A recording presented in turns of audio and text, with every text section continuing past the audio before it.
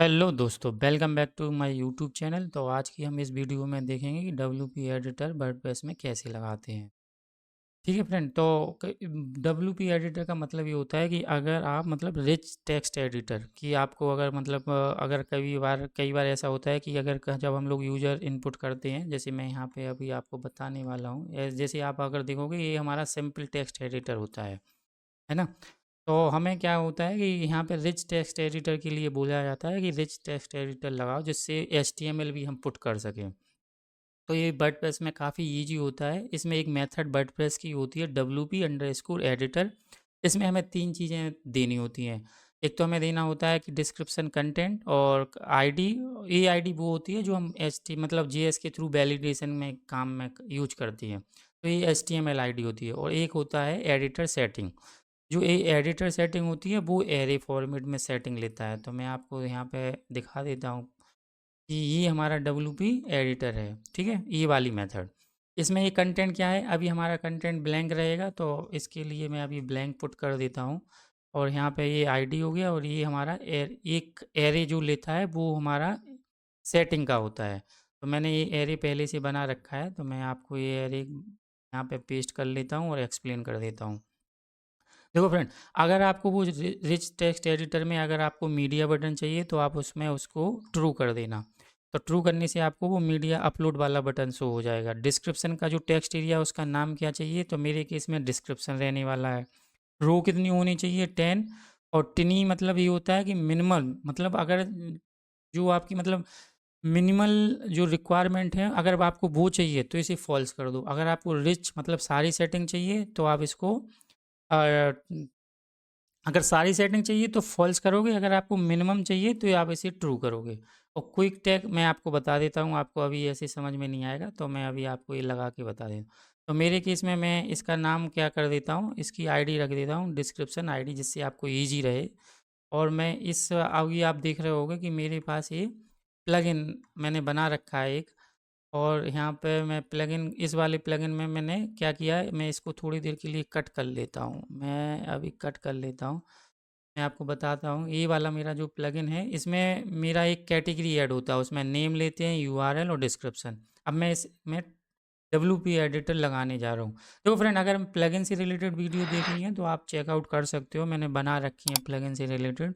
अभी तो मैं केवल डब्ल्यूपी एडिटर पर ही फोकस कर रहा हूँ।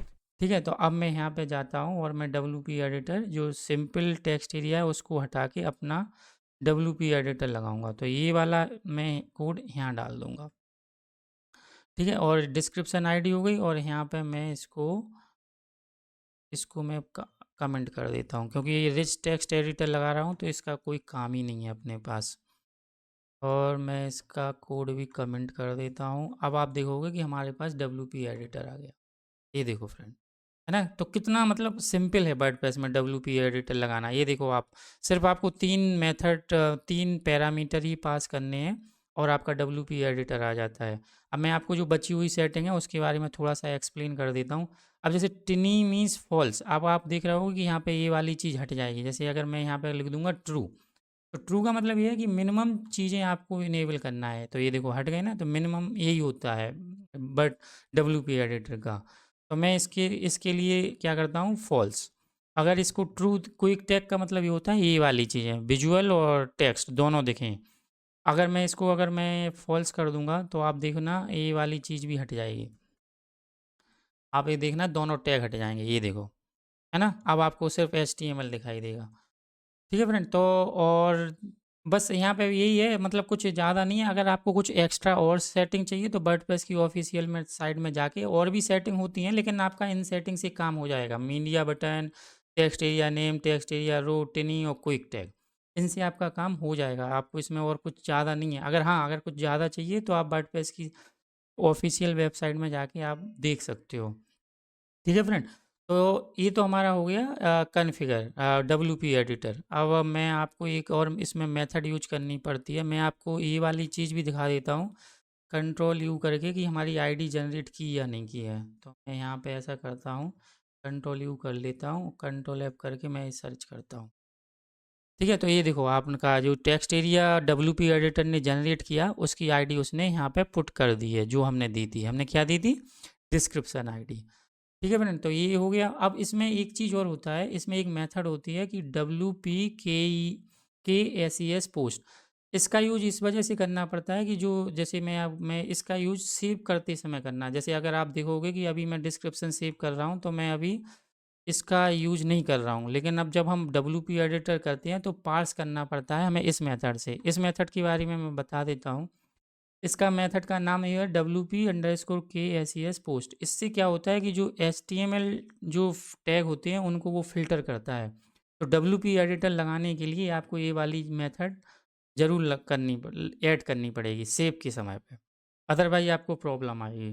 तो ये वाली मेथड भी आप इसको यूज कर लेना। अब आप देखोगे ये हमारा WP एडिटर हो गया। अब मैं अगर कुछ ऐड करूँगा यहाँ पे तो ये सेव हो जाएगा। जैसे मैं यहाँ पे डालता हूँ और मैं यहाँ पे एक HTML टैग डाल देता हूँ और यहाँ पे मैं सेव करता हूँ। और अगर आप देखोगे यहाँ पे तो ये देखो हमारा आ गया ना टेस्ट डिस्क्रिप्शन नेम। और यहाँ पे मैं एडिट करूँगा तो अभी ये एडिट नहीं आ रहा क्योंकि मैंने यहाँ पे सिर्फ ब्लैंक ही असाइन कर रखा है ये वाली चीज़। अगर इसको अब मैं क्या करता हूँ, मैं कंडीशनल सेट कर देता हूँ कि एडिट के केस में वो डिस्प्ले करे। ये जो पहला पैरामीटर होता है वो यही होता है। जैसे मैंने आपको बताया ना एक कंटेंट, तो मैं ये कंटेंट कंडीशनली डाल देता हूँ और यहाँ पे मैंने जो कंडीशन लगाई थी वो डाल देता हूँ। ये देखो मैं ये वाली कंडीशन मैंने एडिट के केस में आपका जो कंटेंट रहेगा वो मैं पुट कर देता हूँ। ये देखो डिस्क्रिप्शन कंटेंट है ना, तो अभी एडिट के केस में भी ये ब्लैंक ही जा रहा है। तो मैं यहाँ पे एक कंडीशन लगा के उसे पुट कर देता हूँ कि अगर ये कंटेंट आ जाए तो यहाँ पे क्या करो, इस वेरिएबल में इसको पुट कर दो। तो अब आप देखोगे कि एडिट के केस में भी आपका कंटेंट दिखेगा, ये आ गया है ना, क्योंकि जो पहला पैरामीटर था ना वो ही था और इसमें WP एडिटर में कि आपको ये वाला WP एडिटर में जो डिस्क्रिप्शन कंटेंट था वो यही था कि आपको यहाँ पे कोई कंटेंट तो नहीं दिखाना। तो जब आप एडिट करोगे तो आपको वो कंटेंट दिखाना होगा, तो ये वाला कंटेंट आप कंडीशनल इस वेरिएबल में पुट कर देना। ये आईडी हो गई और ये सिर्फ एडिटर की सेटिंग यही है फ्रेंड, और कुछ नहीं है WP एडिटर में। तो फ्रेंड अगर आपको ये वीडियो अच्छी लगी हो तो प्लीज़ लाइक करें, सब्सक्राइब करें and share. Thank you friend.